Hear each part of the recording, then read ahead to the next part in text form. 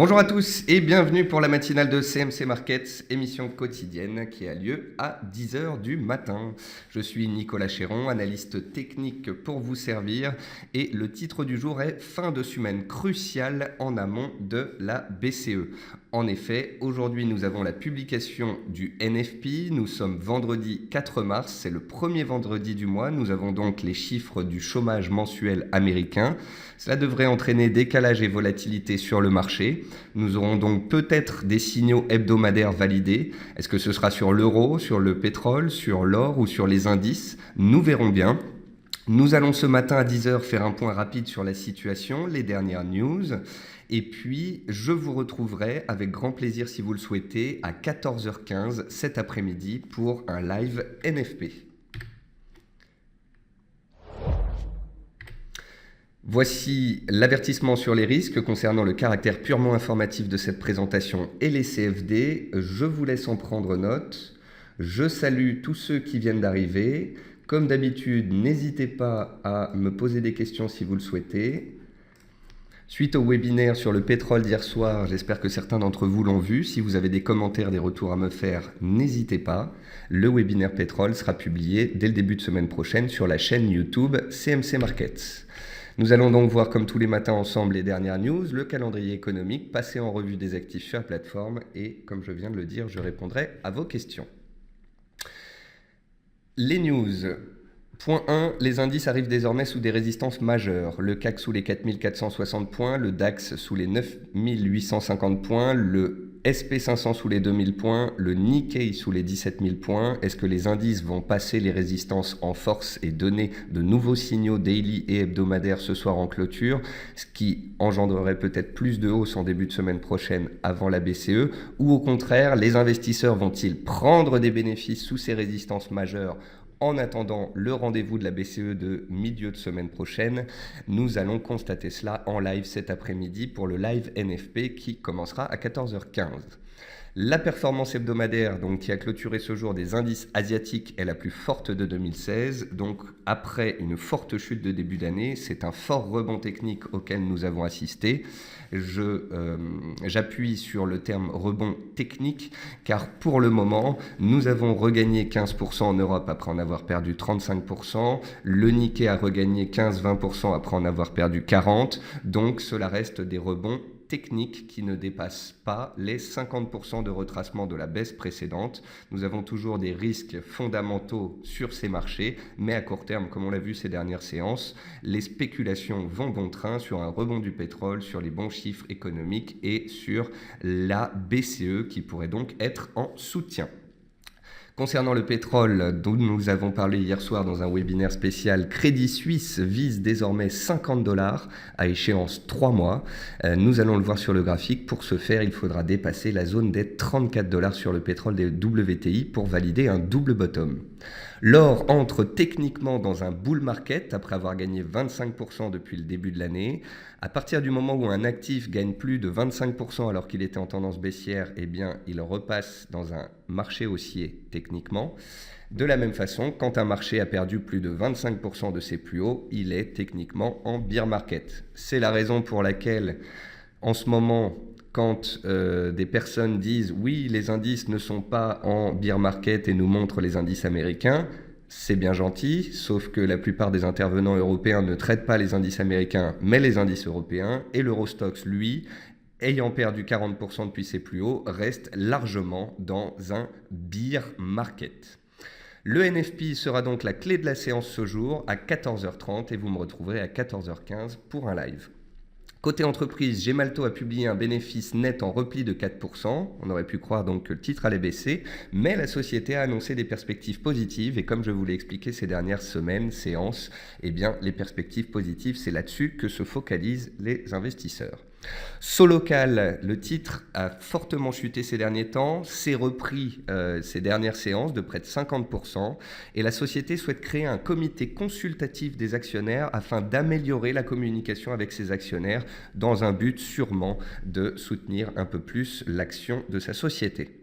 Et puis pour finir, Bureau Veritas acquiert Chongqing Liancheng en Chine dans le bâtiment. Concernant les statistiques passées, le PIB, l'ISM, excusez-moi, une petite faute. L'ISM des services UK était inférieur aux attentes hier. Les chiffres du chômage US étaient inférieurs aux attentes hier. L'ISM un peu supérieur aux attentes aux États-Unis à 53,4 hier contre 53,2 attendus.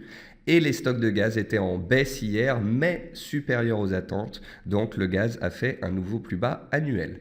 Ce jour, à 14h30, nombre de créations d'emplois, hausse des salaires, taux de chômage. Ce sont trois statistiques que nous allons éplucher et regarder en détail à 14h30 pendant le live. D'ici là, nous allons regarder sur la plateforme de MC Markets où nous en sommes. Et ce matin, je vais spécialement commencer par les matières premières, car alors que les indices ne sont pas particulièrement lisibles, ou du moins qu'ils sont très attentistes sous des résistances, je vais vous montrer des tendances, des configurations à surveiller sur les matières premières, parce que ces dernières me semblent très attractives depuis le début de l'année. Je ne fais que vous parler de l'or tous les matins depuis un mois en vous disant que c'est le seul actif en tendance le plus fort et donc que c'est l'actif sur lequel vous avez la probabilité de réalisation de gains la plus forte. Voilà le cours du l'or à l'heure actuelle. On a cassé le triangle hier. On a attaqué les plus hauts annuels hier. Après un petit repli ce matin, on continue de monter. Alors oui, cet après-midi, avec le NFP, s'il y a une forte hausse du dollar, l'or pourrait se replier. Mais si le NFP de cet après-midi fait baisser le dollar, revoir l'or ce soir à 1300 $ n'est pas inconcevable. En tous les cas, la tendance est extrêmement puissante et à l'heure actuelle, l'or est un des seuls actifs qui soit en tendance haussière en données hebdomadaires, en données journalières et en données 4 heures. Alors que les indices, eux, sont baissiers ou neutres en données hebdomadaires et aussi en données journalières, et c'est ça qui rend le trading sur indice plus complexe. Donc voici l'or, le plan haussier continue et nous verrons cet après-midi si la hausse perdure. Si cet après-midi il y a un fort repli et qu'on revient vers 1245, ce sera peut-être l'occasion pour ceux qui auraient voulu acheter de l'or sur repli de le faire. Quelle est la matière première qui monte le plus depuis ce matin? C'est l'argent. Pourquoi est-ce que l'argent est la matière première qui monte le plus ce matin? Eh bien, je vais vous expliquer. Lorsque l'or est dans un mouvement haussier de court terme, voire de moyen terme, généralement l'argent le suit. Et on peut voir que depuis le début de l'année, l'argent est bel et bien haussier tout comme l'or. Mais contrairement à l'or, l'argent, ces 2 dernières semaines, a fait un trou d'air et est en train là de le corriger. Au cours actuel, l'or est déjà ici, au-dessus de ses plus hauts précédents. L'argent, lui, est en retard. Et c'est la raison principale qui explique la forte hausse de l'argent ce jour. De la même façon que le CAC est monté pendant plusieurs séances, que le DAX était en retard et que le DAX a rattrapé son retard d'un coup, eh bien l'argent qui est plutôt corrélé à l'or et qui a tendance à le suivre est en train à court terme de constater que l'or s'envole et donc rattrape potentiellement son retard. Pour ceux qui voudraient donc jouer une poursuite de la hausse de l'or, peut-être que penser à une diversification sur l'argent, qui serait donc plus punchy dans une optique de rattrapage, peut être quelque chose à méditer. On a aussi le platine qui est dans une belle configuration. Souvenez-vous, le platine, on l'avait regardé, ça faisait presque un an, plus d'un an qu'il était dans une tendance baissière de fond. Et puis en début d'année 2016, il a fait une belle réaction sur ses plus bas de 2015 et de 2016 ici. Depuis, il est dans une tendance haussière et à la même façon que l'or et l'argent, eh bien là, il tente de relancer sa dynamique. Si tel devait être le cas, le platine pourrait revenir vers la zone des 1023 $ et aurait donc encore 5 ou 6% d'appréciation devant lui s'il dépasse ses plus hauts récents. Si cet après-midi avec le NFP, le dollar monte, on pourrait avoir une petite consolidation, mais ça ne change rien et c'est pour ça que je vous en parle ce matin. C'est parce que pour moi, les métaux, oui, le NFP va les faire bouger un peu, mais la donne semble être faite, la donne semble être donnée. Les métaux, depuis le début de l'année, sont dans des tendances haussières puissantes, que ce soit l'argent, le platine, le palladium ou l'or. Il y a très certainement des opportunités à réaliser dans le sens des tendances de court terme qui sont fortement haussières. Autre matière première dont j'ai parlé à plusieurs reprises, le cuivre, lorsqu'on était à 200 $, quand on était à 200 $ ici pendant 2-3 mois, j'ai publié très souvent ce graphique mensuel, j'en ai parlé dans mes interviews, j'en ai parlé sur BFM, j'en ai même parlé dans ma dernière conférence CMC Markets à Lille. Le cuivre a touché une oblique de soutien, alors que les autorités chinoises faisaient tout pour stabiliser la situation chinoise, que ce soit sur les indices ou sur sa monnaie. Le cuivre est très corrélé à l'activité chinoise, et puisqu'à court terme, les opérateurs sont positifs, cela a permis un rebond technique de 10% du cuivre. Vous vous doutez que si le dollar continue de baisser, le cuivre pourrait donc continuer potentiellement dans son rebond technique, et vous voyez bien qu'après être passé de 450 à 200, le potentiel haussier, ne serait-ce qu'un petit retracement, semble laisser de la place. Le sucre, en données hebdomadaires, voici ce que cela donne. Un signal haussier mi-2015, une conso début d'année, et là on redémarre. Regardez la forme des deux chandeliers hebdomadaires ici. C'est extrêmement puissant. On ouvre au plus bas de la semaine, on clôture pratiquement au plus haut. Pareil cette semaine. Je vous dis cela car je sais que certains d'entre vous sont sur le sucre depuis le support des 12,60 et ont laissé courir leur position. Je me pose la question de la résistance ici des 15,20 parce que, étant donné la vitesse, la puissance avec laquelle on arrive sur cette résistance, je me demande si on n'aurait pas la possibilité de la dépasser, auquel cas ça nourrirait un nouveau potentiel haussier conséquent en direction ici des 18-19 par effet de report de range. En fait, vous prenez la hauteur ici, prenez la conso et vous reportez la hauteur du mouvement premier. Et ça vous donne un objectif théorique dans cette zone-là. Donc je ne veux pas paraître présomptueux, on est sous résistance, ou du moins on va arriver sous résistance, mais si on casse cette zone-là, et c'est possible, étant donné la vitesse à laquelle on y arrive, alors un nouveau potentiel pourrait être ouvert. Concernant le riz, voyez le biseau descendant dans lequel se trouvent les cours. Comme je vous l'ai expliqué ces dernières séances, peut-être que les plus agressifs seront intéressés si les cours du riz reviennent vers les 10 ici sur la borne basse du biseau. Quant aux autres, ils attendront objectivement une sortie du biseau descendant que nous avons ici sur les cours du riz. Le jour où on sortira de ce biseau descendant, si on en sort par le haut, le signal pourrait être puissant puisque, comme je vous l'ai déjà expliqué, le biseau descendant est une figure très puissante. Alors, il faut regarder les autres actifs. Le jus d'orange toujours sur le support des 122, mais pas de forte réaction. Le pétrole sous la résistance des 34 $. Donc vous n'êtes pas sans savoir, hein, je l'ai répété tous les jours depuis 2 semaines. On est passé de baissier à neutre. On a un double bottom. Pour valider un double bottom, il faut casser les 34. Si on casse les 34, 37, 40 et 42 sont les objectifs théoriques. Mais, tout comme les indices, on est sous résistance. Donc on attend des signaux. S'il y a un signal haussier qui est donné, on peut continuer de jouer la hausse et ça peut monter. Par contre, si on échoue sous résistance, le pétrole peut retomber, les indices peuvent retomber et rien n'est certain puisqu'on a une tendance haussière de court terme mais une tendance baissière de moyen terme. Et c'est la même chose sur les indices. Vous comprendrez donc qu'il est quand même beaucoup plus évident de regarder l'argent, le platine, le palladium ou l'or qui sont dans des tendances haussières à court et moyen terme. Sinon, vous avez vu qu'on a des possibilités de se diversifier avec du sucre, du riz ou autre. Concernant le pétrole, pour l'instant, il est à la croisée des chemins. Et pour finir avec les matières premières, voici le gaz. Le gaz est extrêmement baissier, il a cassé ses plus bas annuels, les stocks de gaz étaient supérieurs aux attentes, la baisse continue, nous sommes dans une tendance en ligne.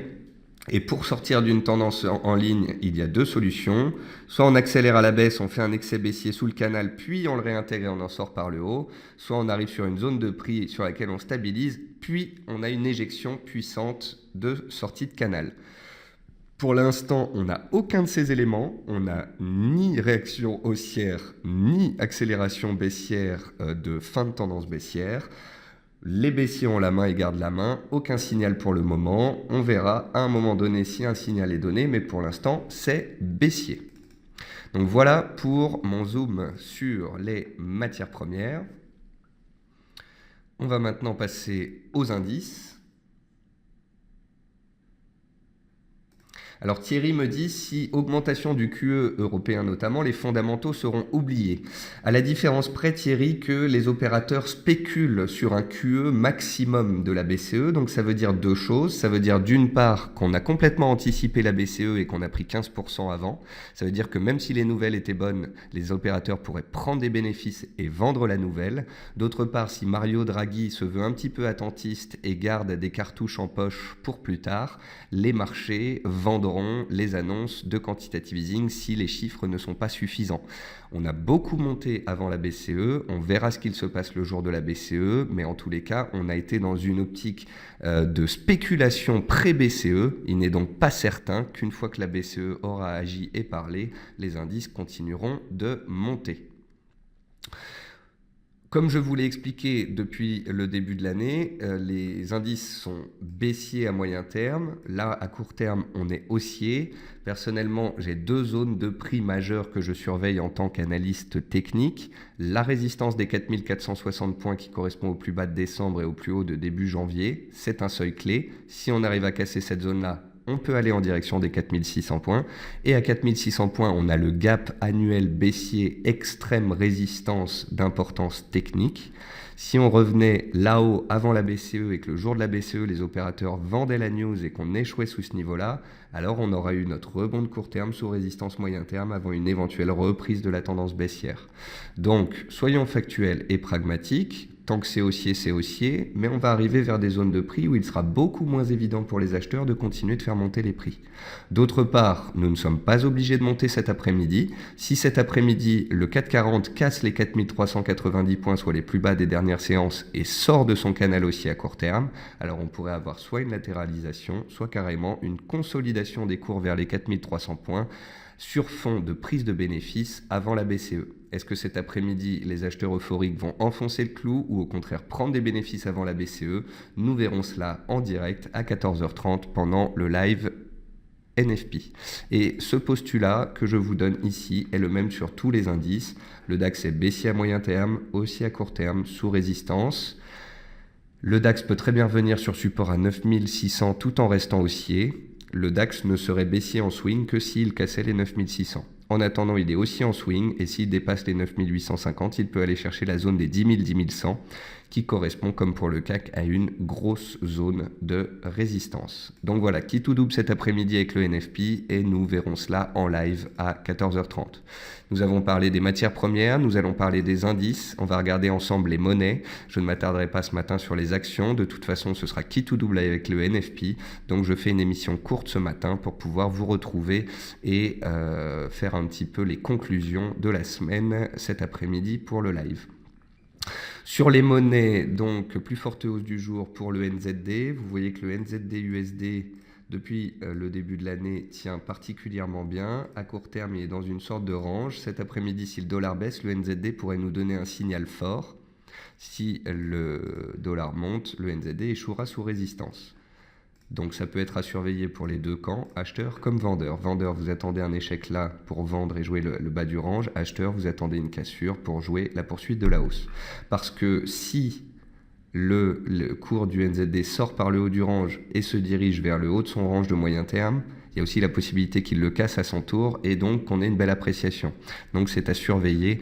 Le NZD semble dans les starting blocks. L'AUD-USD aussi est dans les starting blocks. Regardez-le. Il est sorti par le haut de son biseau ascendant, c'est rare mais ça arrive, et quand ça arrive c'est extrêmement puissant. Voilà l'AUD tout comme le NZD pile poil sous résistance avant les chiffres. Si le NFP fait baisser le dollar, on aura un signal, un énième signal si je puis dire sur l'AUD. Au contraire, si le NFP fait monter le dollar, on aura une consolidation sous résistance. Mais c'est un petit peu le même constat que sur les métaux. On a donné des signaux haussiers hebdomadaires ou journaliers ces derniers temps qui me laissent penser que de toute façon, quoi qu'il se passe aujourd'hui sous résistance, à terme, il y a plus de chances qu'on casse cette résistance à la hausse plutôt qu'on y échoue. Et c'est le même postulat sur les métaux et ça ne doit pas vous étonner puisque l'AUD est la monnaie la plus corrélée aux métaux, bien évidemment. On va regarder aussi l'USD CAD. L'USD CAD est pile poil sur un support clé. Donc c'est très simple. Si le pétrole casse les $34 et s'envole, l'USD CAD casserait son support et continuerait dans sa tendance baissière. Si le pétrole échoue sous 34 $, que le dollar est fort et qu'on retombe sur le pétrole, alors l'USD CAD pourrait faire un rebond technique. Il est pile poil sur niveau, le pétrole est pile poil sur niveau aussi, et donc on peut soit jouer le WTI à la hausse ou à la baisse, soit jouer sur l'USD CAD, tout dépend.